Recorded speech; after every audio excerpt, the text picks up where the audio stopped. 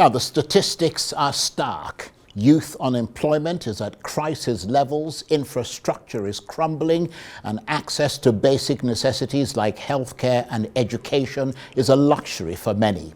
140 million in extreme poverty, staggering insecurity, 80 million unemployed youth, and a debt crisis that's unsustainable. The ruling APC insists these are inherited problems and that progress is being made, while the opposition ADC claims things have worsened since 2023 and over the decade that the APC has been in power. The Nigerian people say this isn't just a moral failing, it's a governance crisis. They say politicians on both sides of the divide prioritize charity over creating sustainable solutions, reducing citizens to mere recipients of handouts rather than stakeholders in their own development. So, what's the way forward? That's what we'll be exploring today. So let's dive into the debate and hear from our esteemed guests. And tonight we have the APC and ADC representatives to discuss Nigeria's pressing issues. And they are the APC chieftain and executive secretary of the National Institute of Cultural Orientation, or NICO, Otumba Abiodun Ajiboye, and the former Director General of Nigerian National Radio, FRCN, Dr. Ladan Salihu, who is a chieftain of the opposition ADC coalition and a member of the party's publicity committee. Gentlemen, thank you very much indeed for coming in. Thank you for having this opportunity. Let me start with you, Otumba Ajiboye, because you represent the ruling party, the APC. That's the first dig at you, so you better be prepared for it. Now, here is what the opposition has had to say about the Tinubu administration's record in 2025.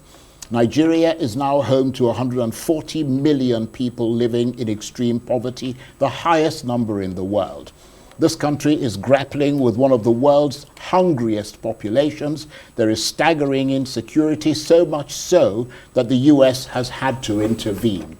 There is an unemployment rate exceeding 80 million among Nigeria's youth, and with infant mortality rates worse than those of countries 7 times Nigeria's size, this country is one of the worst places on earth to be born. And Nigeria's debt is now higher than it's ever been, which means that this country is splashing out more in debt servicing than it does on schools, hospitals, or even military defense, which you yourself will agree is quite simply unsustainable. And on that basis, what are the great strides that you are talking about? How do you respond to critics saying the numbers tell a different story? Thank you very much, Charles. It's a familiar terrain, and let's just quickly get to business. First of all, those making those allegations are extremely insincere. They're not allegations. Those they're making facts. those statistically alluding, proven those facts. alluding or those echoing those facts are insincere. A country as beautiful as Nigeria does not collapse in a day. So let us trace the history of collapse of Nigeria by successive governments that are perhaps not knowledgeable enough. Okay, so if, as at May 2023, we had printed 30 trillion naira, what were we expecting to happen afterwards? If, as at May 2023, we've had officers in government who had, embezzled so much and not sincere with government policies, what were we expecting to happen? You mean if 2023? About as at 2023, yes. Right. You mean after 8 years of APC? No, 8 years of governance. Right. Whether APC or PDP it's the APC. is not the issue. That's relevant. Let us face the issues properly, right, so that we can get somewhere. Now, somebody comes, and if, for instance, if the reforms had not come, what do you think would have happened by now? First of all, our oil reserves were sold. We had even forward sold the ones in the ground. Some people did that. Some people just got to their office and started to print money, change color of naira indiscriminately. What were you thinking would be the aftermath of such action? Okay, then, Somebody now came and said, yes, I've seen this mess. Let us find a way to clean it up. And you cannot clean that mess up in 2 years? What miracle? The inflation had gone had ballooned beyond what any human being can fathom. And someone now says, okay, the best way to go is to rewrite the fundamentals, reforms. And naturally, reforms are a product of near collapse, a situation that is nearly collapsing. And then the reforms is only 2 years old. You are then beginning to show us the statistics, the staggering statistics of the worst things that are happening. It's not fair. Okay, you've made that It's point. not fair. Let me come to you, Dr. Salihu. President Tinubu's administration says that after 2.5 years in office, it's making great strides, pointing to Nigeria's expanding economy, the reduction in inflation, foreign exchange stability, tax reforms, infrastructure development, and social investment programs, and of course, fundamental reforms. Surely that's significant after 2.5 years in office. Charles, when I got a phone call from you inviting me to this program, I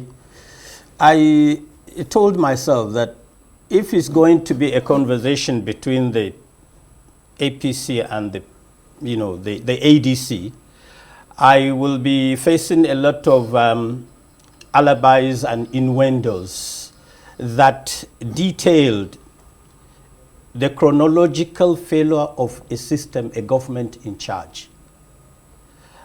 You've said it in your opening remarks.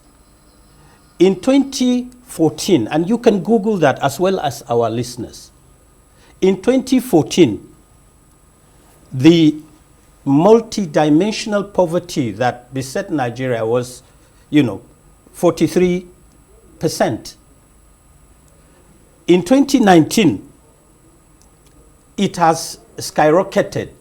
By the year 2025 that we're talking about, we have, even if I take you back to 2022, the number of multidimensionally poverty-stricken Nigerians is 87 million in the northern part of the country and 47 from the south.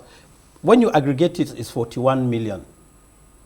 And yet a government will not be sincere with Nigerians to say 141 in 141 right. million, not right. even 139. You are being kinder in your own introduction. And look, we are saying that this is our country, this is Nigeria. These are figures not manufactured. These are figures released by the World Bank and the country's Bureau of Statistics. And a government that is responsive and responsible should speak to and confront these issues head on. But the government is saying that they inherit, this is a progression over a long period of time, and they're drawing your attention to the fact that they are making strides in terms of reforms which are absolutely essential and which is the only way that you can deal with these kinds of problems. The reforms are becoming, too excruciating, too unbelievably, downgrading the essence of life and livelihood in Nigeria. When you remove the oil subsidy, what do you expect to have for Nigerians? Like what Obasanjo did when he was in government. To have several intervention policies like the ITF or ETF, Education Trust Fund, which Buhari headed, or the mass transit program that will alleviate the suffering of commuters in Nigeria. You travel from Kano to Abuja. In 2014, 2015, 1,500 naira will take you to Kano. Today is 13,000 to 15,000 naira. That is the effect we are seeing after the removal of oil subsidy. If you take the statistics from Lagos to Kano, to Abuja, look, I'm talking about the common man. I'm not talking about the macroeconomic policies and debates and the polemics that comes with it. No, I'm talking about real-time escalating poverty that is biting hard into Nigerian society. Okay. And let me just land on this quickly. Look, briefly. To me, macroeconomic gains and statistics that will come from the from the APC should speak to real-time gaps that are existing between income and basic sustenance among Nigerians. Okay. If we are not having it any easy, then you can keep telling us stories of English and comprehension and figures. They don't add up. Okay, let me come to your Tumba, Ajiboye. I wonder how you respond to that and the fact that the APC, let's face it, has been in power now for 10 years. Don't you think that's enough time for us to have seen real fundamental change in this country? Can I tell you something, Charles? Mm-hmm. I have always known that Nigerians, some Nigerians, particularly the elites, are not ever sincere with this country. Okay, if somebody sits beside me here and he begins to say transport has skyrocketed, you removed subsidy, what? Even if we did not, even if Bola Tinubu did not announce the removal of subsidy, the government of that time could not fund subsidy beyond June that year. That's a fact. Now, subsidy made Nigeria worse for whatever it was. We couldn't even fund it again, to the extent that, like I said, we're only alive to 200,000 barrels as at June. That 200,000 barrels could not take us for more than 6 months before a total collapse. Look at what has happened in Sri Lanka. We were getting there. Yeah, but you're talking about your own party. No. I'm not talking about party. I'm talking about government. No, yeah, it's the APC government. No. It's risky to generalize. That generalization in itself is bad belly.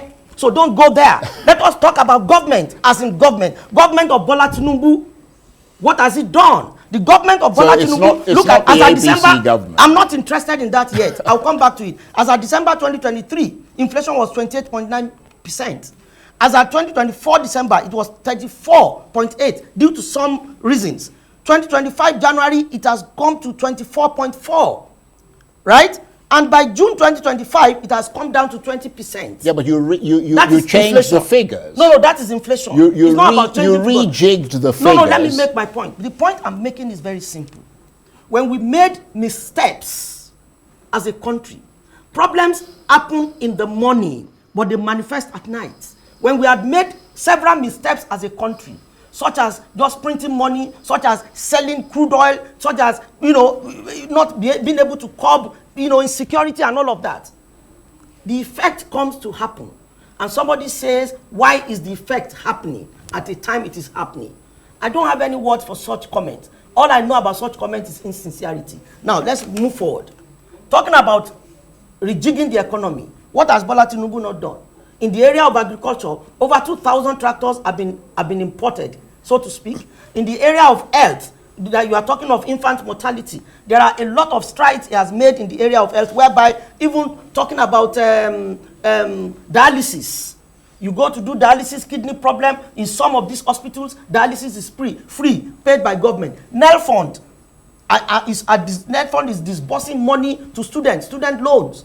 Those are areas, these gas vehicles massively have been imported to ease the problem. So if somebody says he does not see those efforts at easing the problem of Nigerians, then why should we be talking to such people? They are only going to be dragging us backwards. Okay. Let us face forward and ensure that we are able to deliver what we need to deliver. The mess that is going on now didn't start today.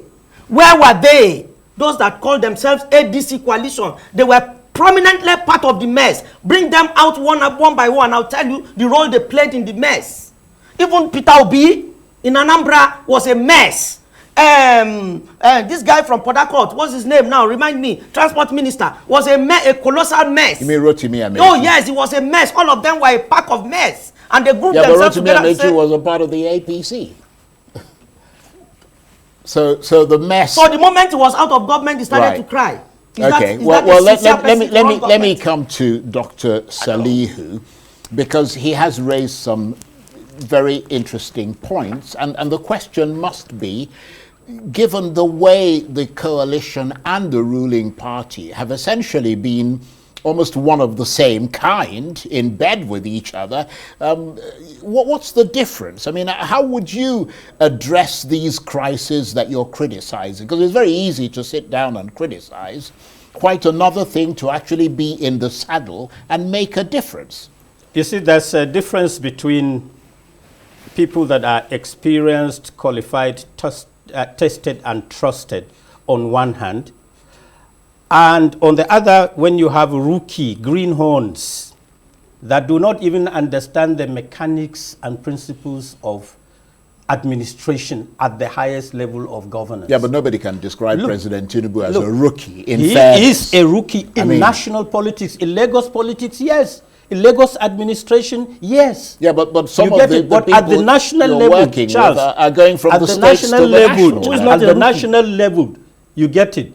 Tinubu has not been tested at the national level until he became the president. Who's been tested? That's the truth. You get it. And I am convinced, beyond any iota of doubt, beyond any debate can proffer, that if you have Atiku Abubakar, you have David Mark, who headed the Senate. He was above, I mean, light years ahead of Tinubu in terms of knowing national politics. That is his own credentials. Nobody can take that away from him. Somebody who headed the National Economic Council in the presidential villa for 8 years, you can't throw that away in the name of politics. But look, let me speak to the issues. In 2025, there was an audit report by the NNPC that said, 25 trillion or 17 trillion rather was spent, by this administration by the NNPCL under the watch of this administration.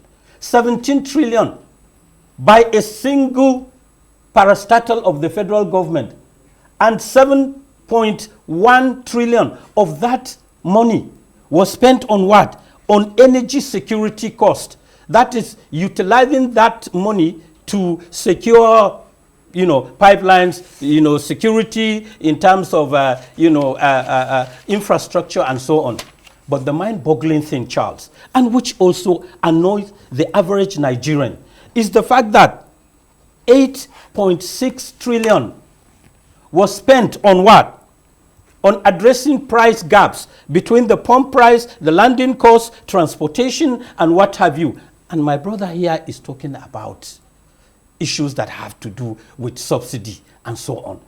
I mean, look, what we are interested as a country, as a people, as a party, PDP, APC, ADC, should be, how do you utilize the funds that are available to the nation state for the greater benefit of the greater number of people, not to run away and hide under the yoke of your ineptitude as a government when Nigerians are languishing in abject poverty. How do you address, I want this thing to be addressed. Right. So probably when he can, school us on this, on what the government meant about the 8.6 trillion. School you, you get it. And even before you do that, it tells you that subsidy is being paid from under the table. Malam Salihu, Malam Ladan. My brother, I'm listening. Let us face the reality of this situation.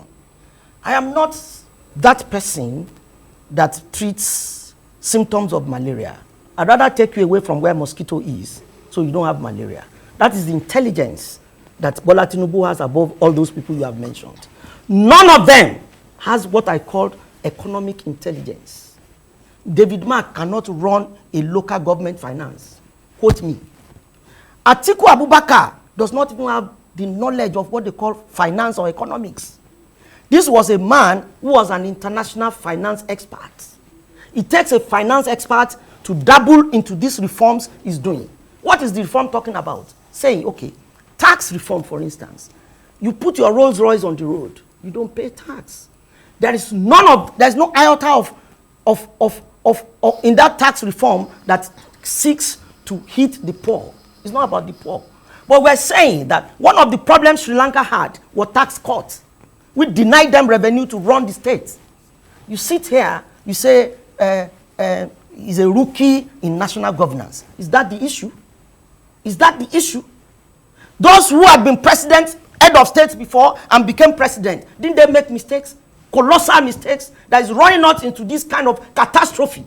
You are saying that David Mark ran National Assembly. Is that the issue here?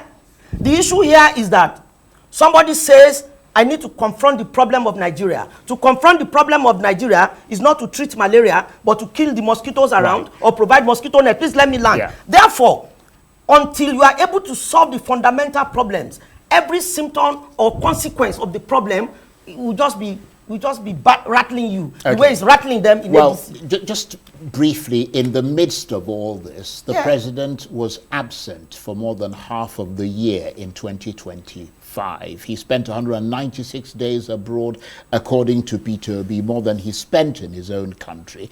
Why does he tend to opt for holidays in Europe rather than in Nigeria, even though he keeps telling the people to buy Nigerian and live Nigerian? It's not about, you don't run a country sitting tight in the country without making international connections. To run a good economy anywhere in the world, you need allies. To get those allies, I am coming, sir. But is the crisis in this country even the crisis, not worse than going after that? That's not the point. That's not the point. The point is, you cannot run a country in this kind of situation, sitting here, nothing will happen. Nobody's saying you should sit here all the time. Therefore, of what use is somebody saying, anyway, if it's Peter Obi that said it, he talks for the sake of talking. He doesn't talk for his substance. He doesn't talk for any substance whatsoever. So I don't even want to bother about what Peter Obi has said. But what is important is that the man is not in Nigeria. Does it mean he's not working?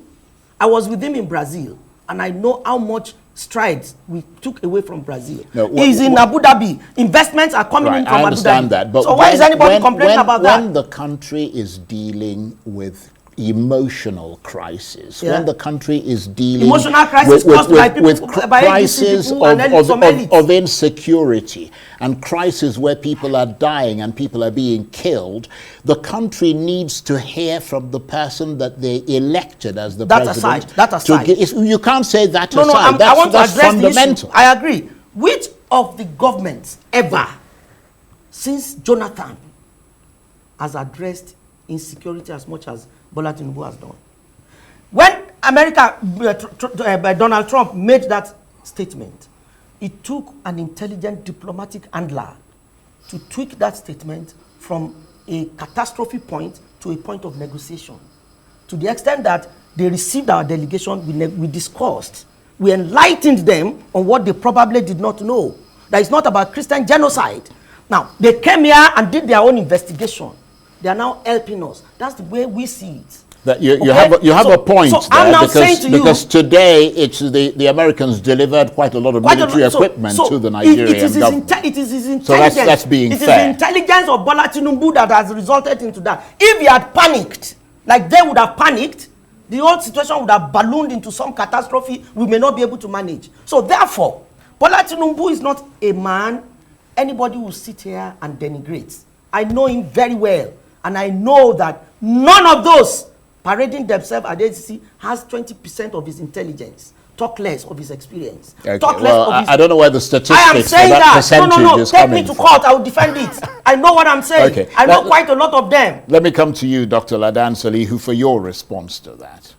The response is simple. You have a president that is nomadic, that is itinerant, that is a wall. You have a president that, is abroad when 60 people were needlessly and mercilessly slaughtered in Niger State, like chickens. You have a president that looks away and is on holiday when, more than 30 people were killed in Plateau State. The global civilized process of governance demands that when such a thing happens, the presidents normally cut short their trips and come back home to address the crisis that is bedeviling their country. And nobody can take that away from the global scale of governance. Now, look, I don't want to reduce this conversation, Charles, between me, yourself, and my brother to personality issues, because that will now derail us from knowing the crucial national issues that are facing us as a nation. I don't want to tell you that the credentials of Atiku Abubakar as a manager, as a businessman, he is not a tax collector. He is an employer of labor. Well, you keep talking about Atiku Abubakar. No, I'm coming to that. I'm coming to that. Okay, listen. Where else has he worked in his life? He had Intel. And I think my friends should Google Intel and know the number of people Intel I've been around as much as you have been around, man. I would like us to be a bit more civil. There's nothing like civil. Deliver your point and let's move on. When you are talking, I did not interfere. I'm not civil. You are civil. Deliver your point and let's move. I have two people now doing the questioning. And I can absorb your tantrums. Don't worry. No, it's not about the problem. Tell me you have to let him speak. The problem is his prerogative. The ADC is not only a failing government, but it's a government of,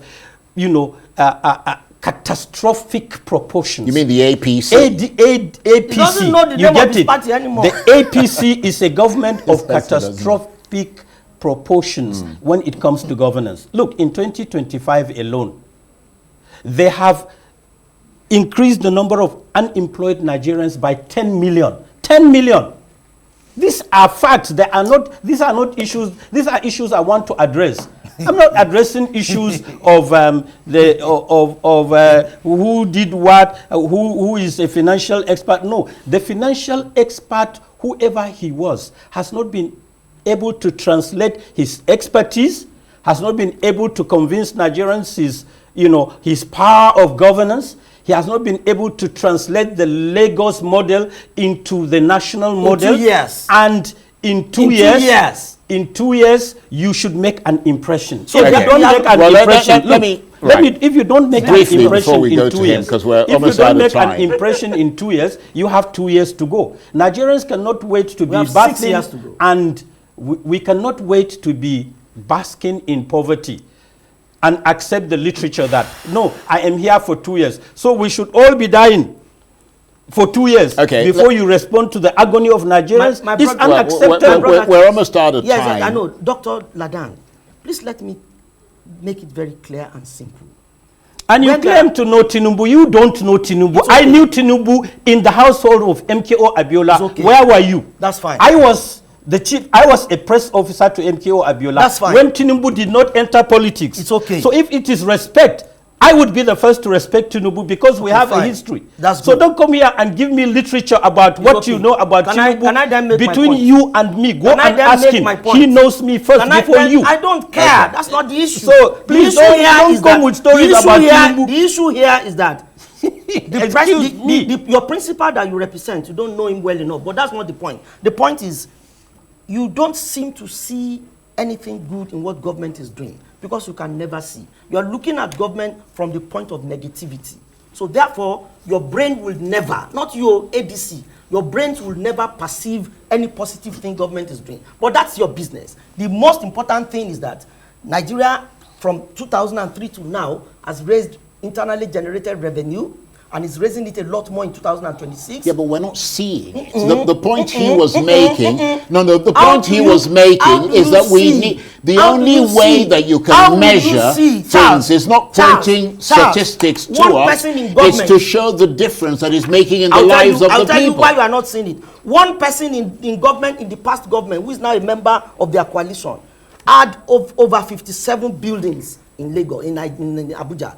That fellow, from information we are gathering, has cache of arms caught seen in his house. How do you then expect that kind of government to succeed? How do you then expect that kind of government? Are you talking about the previous APC government? I'm talking of the last government. Yeah, that's the APC government. And some of them are now members of their ADC, and they are even defending that fellow. So now, what I'm simply trying to say is that the problem they are seeing are the problems caused by certain ineptitude of the past, in which most of them were a part of. So first of all, to solve the problem of Nigeria, 90% of those who gather and call themselves ADC will be put on the guillotine. That's the point I'm making. If he doesn't know, tell him very straight. Okay, we're almost out of time. I'm going to give you a final word. 90% of the people in government should then, if I will take a leaf from his own thesis, should be put to the stakes and shot without a court process. Probably we cannot sit down You get it? As far as I'm concerned as a nation, to absorb failure as a new normal, we cannot sit down and watch our country slide into total disintegration, if you like. What is happening in Nigeria that is good today? Is it the insecurity? Is it the economy? Is it unemployment? There are 18 million youths as we speak, Charles, that are out of employment. These are issues I want government to address. It's not about Tinubu being, me being Tinubu, being personal with Tinubu. I am personal with this government, and I will be personal with this government. Lithium. Because the government is failing. Okay. We will be personal. Unfortunately, gentlemen, we're out of time. I really appreciate it. And for the most part, I think both of you kept your heads and made very reasonable arguments. And I really appreciate that, because that's what the audience wants to hear, the reasonable argumentation. So I want to thank you very much indeed, Dr. Ladan Salihu, former Director General of Nigerian National Radio, FRCN, who's a chieftain of the opposition ADC coalition and a member of the party's publicity committee. And of course, the APC chieftain and executive secretary of the National Institute of Cultural Orientation, or NICO, Otumba Biodun Ajiboye. Gentlemen, thank you very much. Thank you for having us. And we really appreciate this. Thank you. Hi, brother. Welcome.